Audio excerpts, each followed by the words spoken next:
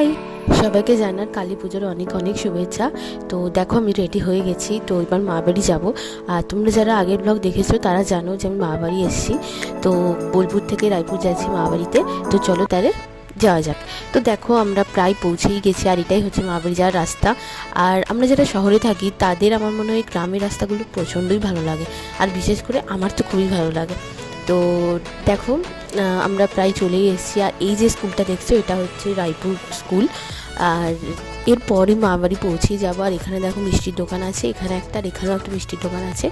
তো চলো তাহলে যাওয়া যাক।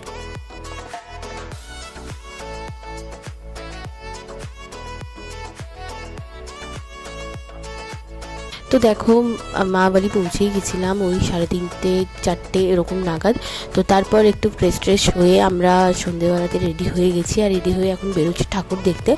তো গ্রামে কটা ঠাকুর হয় না হয় সেসব কিছু তোমাদেরকে এই ব্লগে দেখাবো। তো চলো তাহলে দেখতে থাকো। তো প্রথমে আমরা যাচ্ছি ডাঙাপাড়া ঠাকুরটা দেখতে, কারণ মা বাড়ি থেকে ডাঙাপাড়াটা একটু দূর, ওই জন্য ওইটাই আগে যাচ্ছি দেখতে। তো দেখো আমরা চলে এসেছি ডাঙাপাড়া, আর এটাই হচ্ছে ডাঙাপাড়া ঠাকুর।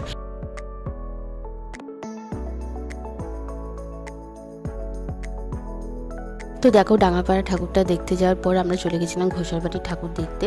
তো দেখো এটা হচ্ছে ঘোষালবাড়ির ঠাকুর।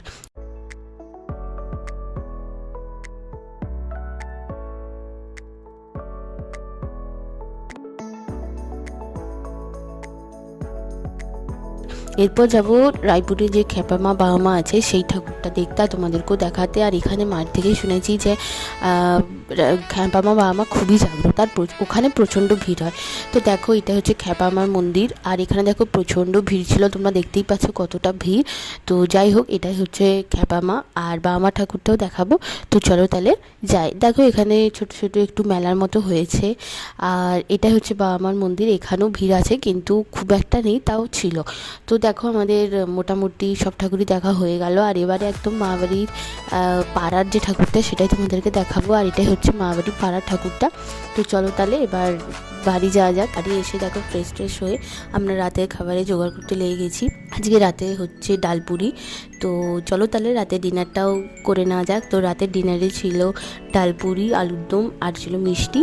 তো চলো তাহলে আজকের এই ব্লগটা এখানেই শেষ করছি। তোমরা জানিও তোমাদের এই কালী পুজোর ব্লগটা তোমাদের কেমন লাগলো। আর আজকের মতো এটুকুই, দেখাবো এবার নেক্সট ব্লগে। টাটা।